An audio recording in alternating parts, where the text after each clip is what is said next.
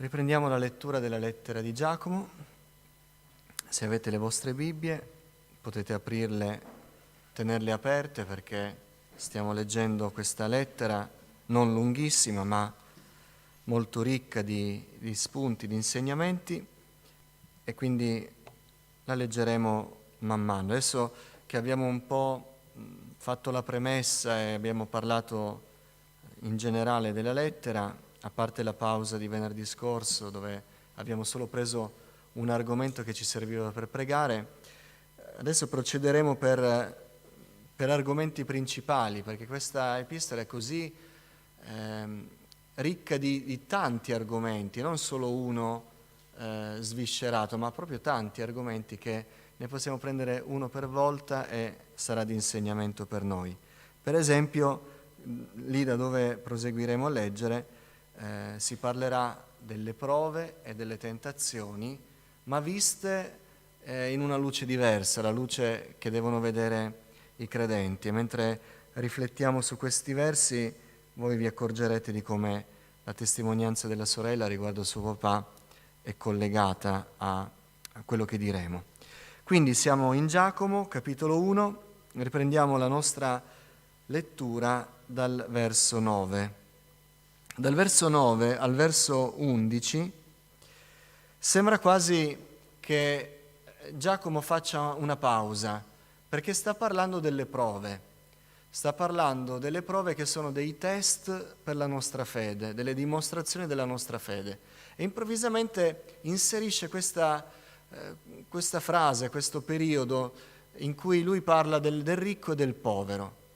Lo fa in due modi. Il primo, quasi per dire, come se stesse parlando a un uditorio, prima che mi dimentichi, banalizzo chiaramente, prima che mi dimentichi, voglio fermare questo argomento. Guardate che parleremo del ricco e del povero, e c'è qualcosa che i poveri devono sapere e che i ricchi devono sapere altrettanto, ed è legato a tutta la nostra vita, anche a quello che sto dicendo. E dice, quindi fa un promemoria per il capitolo 2 dove poi parlerà ampiamente. E poi anche per un altro motivo, perché dice, guardate che quando parlo di fede e quando parlo di prove, sto parlando di qualcosa che riguarda l'anima e non riguarda assolutamente la condizione esteriore. Quindi sia il povero sia il ricco, l'intento di Giacomo non è quello di dire subiranno prove. L'intento di Giacomo è dire sia il povero sia il ricco, se amano il Signore, sono destinati al cielo e devono vivere quello che vivono nella prospettiva che sono del Signore. Ecco perché la testimonianza di tuo papà mi ha fatto collegare a questo argomento. E leggiamola questa parentesi. Verso 9. Il fratello di umile condizione sia fiero della sua elevazione e il ricco della sua umiliazione, perché passerà come il fiore dell'erba. Infatti il sole sorge con il suo calore ardente e fa seccare l'erba, e il suo fiore cade e la sua bella apparenza svanisce. Anche il ricco appassirà così nelle sue imprese. Non è molto morbido con i ricchi, ma vi faccio notare che del fratello umile dice il fratello di umile condizione. E poi non dice il fratello ricco, ma dice il ricco, perché sta specificando Dio non disprezza la ricchezza. Non è un problema essere ricchi. Il problema è quando tu non sei più un fratello ricco, ma sei solo un ricco. Quindi la tua vita è per le cose di qua giù. E allora lo specifica sottilmente, ma anche in modo tagliente. Dice, in Israele le stagioni fresche, quelle della fioritura, erano brevi, 2-3 mesi. E quindi lui usa un'altra espressione naturale, ce ne sono tante in Giacomo, queste, dice, guardate che il ricco, se si appoggia sulle ricchezze, si appoggia su qualcosa che in poco tempo lo vedi fiorire, lo vedi splendere e poi appassisce. Il fiore cade, la sua bella apparenza svanisce. Ricorda molto Isaia, quando Isaia dice ogni carne è come l'erba l'erba si secca, il fiore appassisce, ma la parola del Signore rimane in eterno. Ricordo un po' le parole del profeta. Dice, il ricco appassirà così. Però poi, prima, dice, il fratello di umile condizione, cioè il fratello basso, socialmente al punto più basso della scala, sia fiero della sua elevazione. In qualche modo il Signore ti ha fatto salire. E poi dice, il ricco sia fiero della sua umiliazione. E in qualche modo, se voi vedete queste due direzioni, dal basso verso l'alto e dall'alto verso il basso, è come se Giacomo stesse dicendo, nella comunità cristiana Dio abolisce le distanze sociali, abolisce ogni tipo di discriminazione. Ora ne stiamo facendo una che è quella della ricchezza, il povero e il ricco, ma vale nello stesso modo lo straniero è colui che è di quella nazione e ogni altro tipo di discriminazione. Nella comunità cristiana non c'è diversità e quindi Dio li porta tutti verso un terreno comune, fa salire il povero, fa abbassare il ricco perché tutti si trovino nella comunità cristiana. Noi abbiamo un bel esempio negli Atti degli Apostoli. Tutti vendevano i loro beni, li portavano agli apostoli e gli apostoli li dividevano secondo il bisogno. Però noi sappiamo che se c'erano quelli che avevano bisogno, erano quelli che non avevano nulla. E non avendo nulla, non portavano nulla agli apostoli. E quindi è chiaro che si sta parlando di qualcuno che aveva qualcosa. I ricchi non andavano nella chiesa primitiva da ricchi, ma piuttosto si spogliavano di qualcosa per darlo a chi non lo aveva e non c'era più nessuna separazione. Che cosa abolisce le differenze? Che cosa abolisce le discriminazioni tra ricchi e poveri e altri tipi? La sorte comune che abbiamo, la salvezza in Cristo Gesù. Dice al verso 12 Giacomo, beato l'uomo che sopporta la prova, è un altro riferimento al sermone sul monte, perché dopo averla superata riceverà la corona della vita che il Signore ha promesso a quelli che lo amano. La prova ce l'ha il povero, ce l'ha il ricco. Beati quelli, non che sono ricchi, neanche quelli che sono poveri, beati quelli che sopportano la prova, perché alla fine riceveranno la corona della vita. Quello che conta è la salvezza, dice Giacomo. Quindi questo lui lo anticipa e poi parlerà dei favoritismi, ma lo anticipa per dire quello che conta è la salvezza. L'ho detto prima, fratelli, dicendo perseverate, se vi manca qualcosa chiedetelo a Dio perché noi dobbiamo arrivare in cielo. Lo dico adesso. Nessuno pensi che con i suoi soldi supererà la prova, deve aggrapparsi al Signore. Nessuno pensi che essendo povero il Signore gli farà un favore, deve aggrapparsi al Signore. Beato colui che si appoggia al Signore, perché il fine dei credenti è andare in cielo. E così chiude questa parentesi. E poi riprende il suo discorso. E dice, riprendo dal verso 12, beato l'uomo che sopporta la prova, e qui si sta parlando della tentazione o prova, perché dopo averla superata, ma Giacomo fa di nuovo un gioco di parole, dopo essere stato approvato, beato l'uomo che sopporta la prova, perché dopo essere stato approvato, quindi dopo aver superato il test, riceverà la corona della vita. E allora poi Giacomo inizia a pensare, questa è la lezione per noi questa sera, riguardo alla tentazione e riguardo alle prove. La lezione per noi è questa. Quando siamo provati o siamo tentati dall'avversario, noi siamo tentati, scusate il gioco di parole, di attribuire la colpa del nostro crollo a qualcun altro o attribuire la causa di quello che ci sta accadendo a qualcos'altro. E in questo modo noi ci scarichiamo della responsabilità. E allora Giacomo inizia a dire: fratelli, vi ricordo che lui sta parlando ai giudei che sono andati via dal loro paese, sono all'estero, quindi sono in pericolo di essere travolti dal paganesimo, dal lavoro, dalle difficoltà, dalla persecuzione. E lui dice: fratelli, noi siamo chiamati ad aggrapparci al Signore soprattutto nelle prove.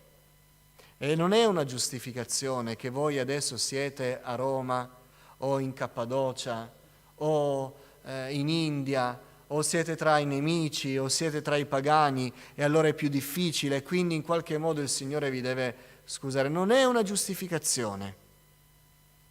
Quindi rimaniamo saldi nel Signore. Verso 13. Nessuno, quando è tentato, dica: sono tentato da Dio. Perché Dio non può essere tentato dal male, ed egli stesso non tenta nessuno. Invece ognuno è tentato dalla propria concupiscenza, che lo attrae e lo adesca, lo seduce.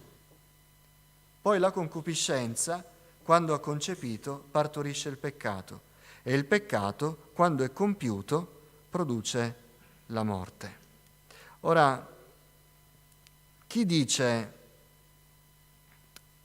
che quando è tentato, quando è colpito dalla prova o è tentato dall'avversario, in realtà è tentato da Dio, sta provando a scaricare la sua responsabilità su Dio. Ed effettivamente, se fosse così, tutti quelli che non resistono alla prova, oppure danno prova di non avere una fede forte, hanno gioco facile, è colpa del Signore. Allora Giacomo chiarisce subito: nessuno dica è colpa del Signore che io stavo così tranquillo a Gerusalemme, ora mi hanno perseguitato, sono dovuto scappare, hanno bruciato casa mia, non ho più patria, non ho più eredità, sono costretto a ricostruirmi una vita da un'altra parte, è colpa del Signore. Quindi il Signore non mi può condannare se adesso mi allontano da Lui, perché è stato Lui a tentarmi. È stato Lui a spostarmi, è stato Lui a causare quello che adesso vivo. E Giacomo dice: nessuno dica questo, perché è un modo per scaricarsi delle proprie responsabilità. Ricorda molto i nostri progenitori. È la donna che tu mi hai messo a fianco, è colpa sua. È il serpente, è colpa sua. Ma noi sappiamo che il Signore ha sempre parlato direttamente a chi era responsabile. E quindi tutte le giustificazioni non potevano essere buone davanti a Lui. Dice Paolo che quando Dio permette la prova, la permette, ed è la dimostrazione di cui abbiamo letto nel verso 2, Dio la permette per forgiarci. E soprattutto, dice Paolo, Dio non permetterà che voi siate provati oltre le vostre forze. Questa è per noi la cartina tornasole. Questa è per noi la dimostrazione se è una prova che Dio sta permettendo per renderci più forti, oppure noi stiamo venendo meno perché abbiamo ceduto alla tentazione. La prova è proprio se noi rimaniamo fedeli al Signore. Perché Dio non ci esporrà mai a una prova più forte di noi. Se Lui permette delle prove o delle tentazioni, lo fa per farci vedere quello che c'è nel nostro cuore, per svegliarci, per scuoterci, per farci avvicinare di più a Lui.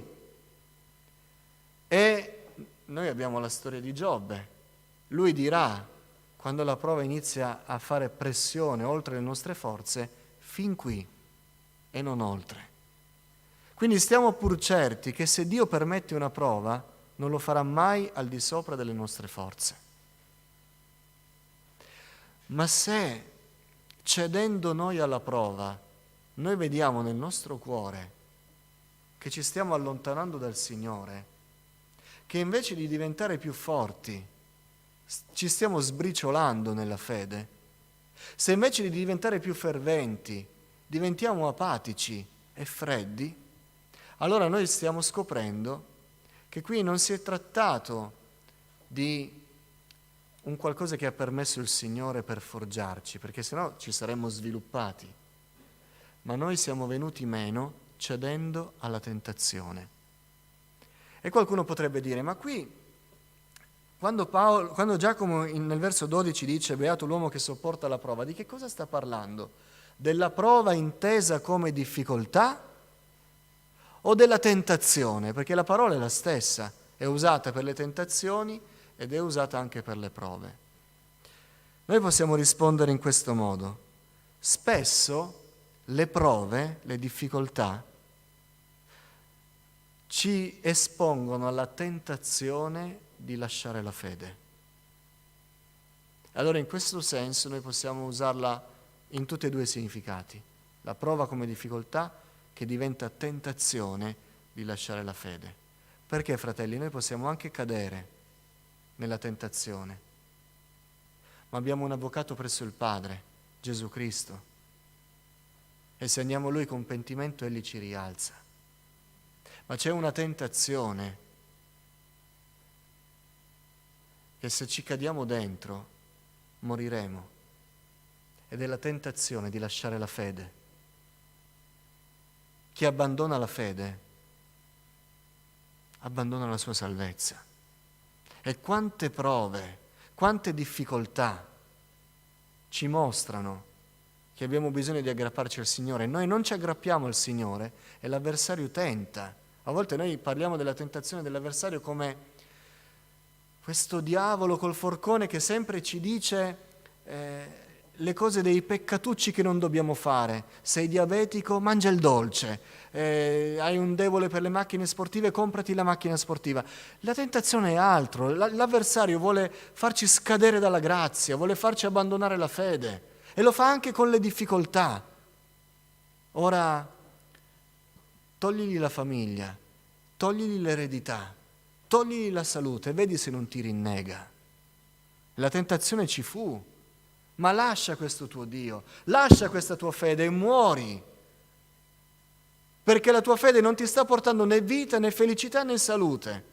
La tentazione di lasciare la fede. Dio ci aiuti.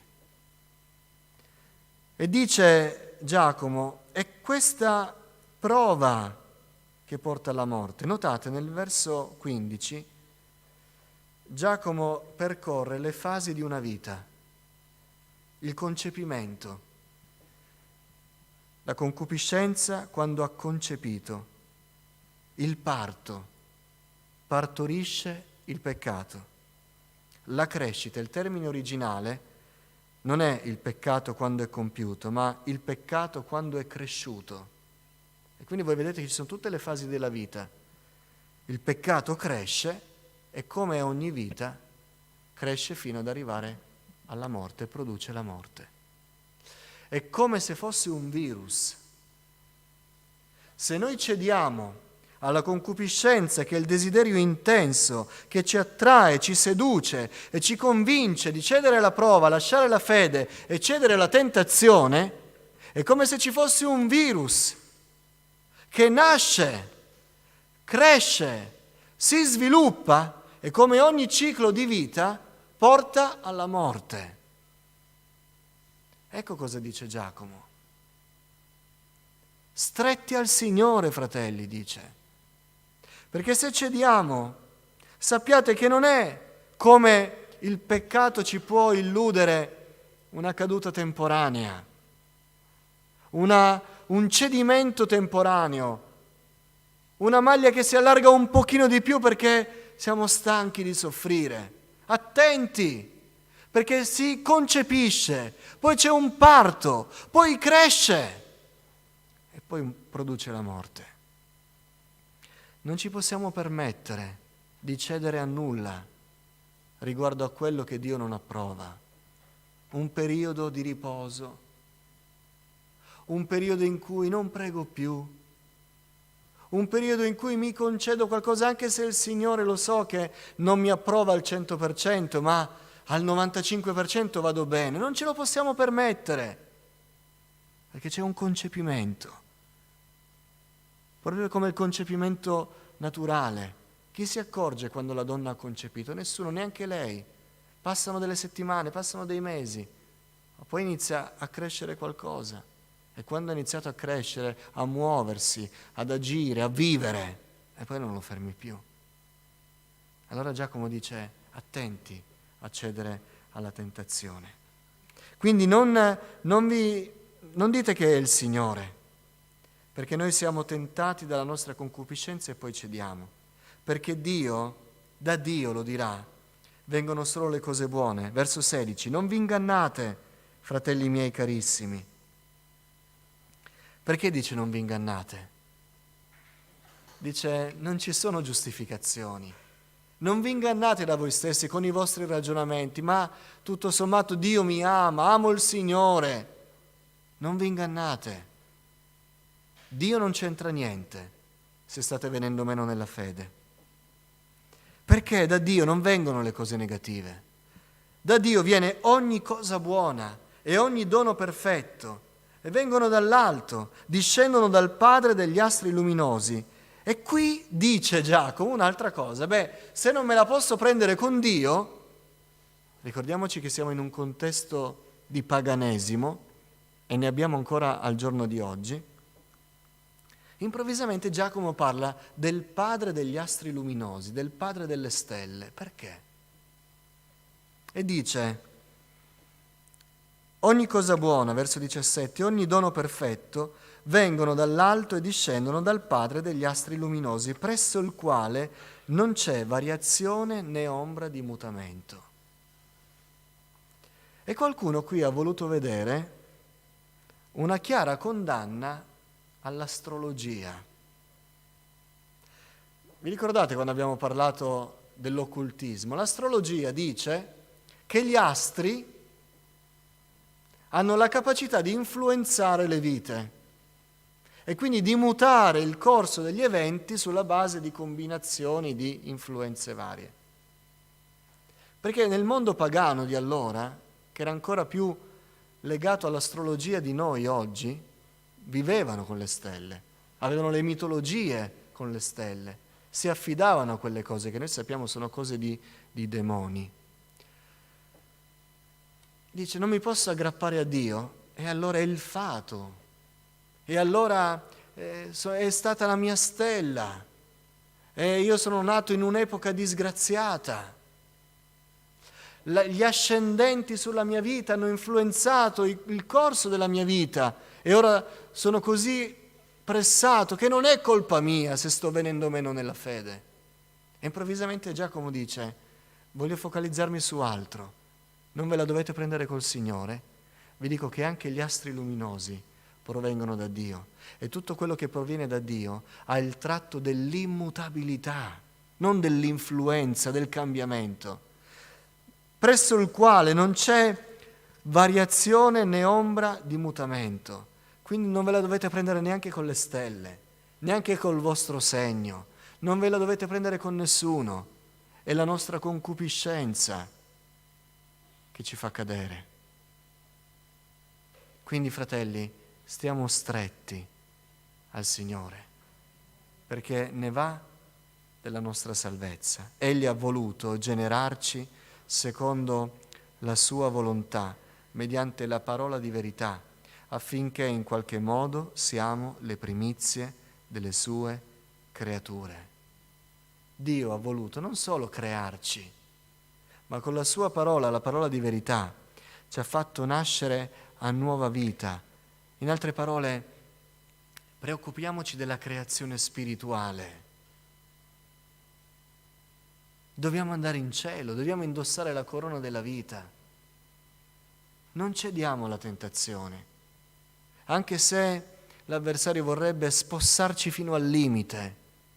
Noi siamo stati creati da Dio, Lui ci ha generati secondo la parola di verità per andare con Lui, per essere salvati. Questo è il grande avviso che fa Giacomo e poi cambierà argomento. Ci fermiamo qui al verso 18. Ma il grande avviso di Giacomo, fratelli, dice: tenete gli occhi in alto, non in basso, perché se li terrete in basso vi scoraggerete, le prove sono tante, ci saranno sempre. E voi sarete tentati di dare la colpa ad altri, perché vedrete che la vostra fede frana.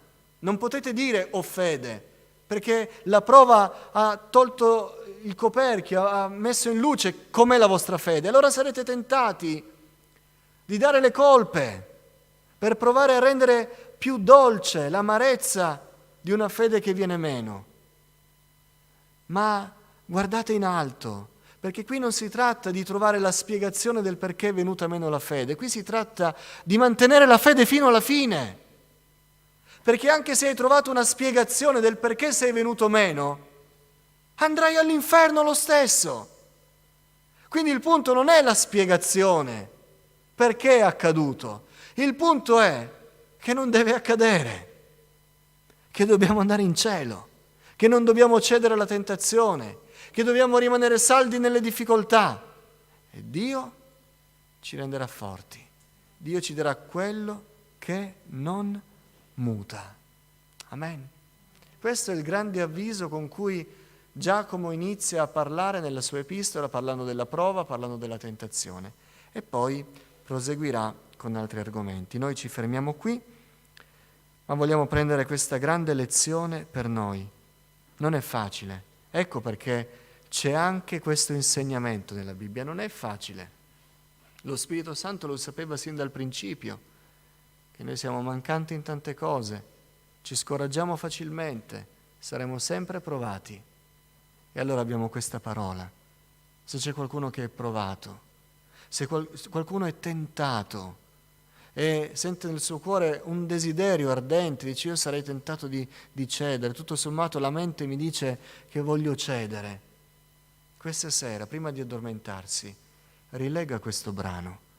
Lo Spirito Santo ha deciso di metterlo qui proprio per questi momenti, proprio per queste situazioni. Non cedere alla prova, non scoraggiarti. Dio ti darà la saggezza. Dio rimarrà immutabile nel tuo cuore.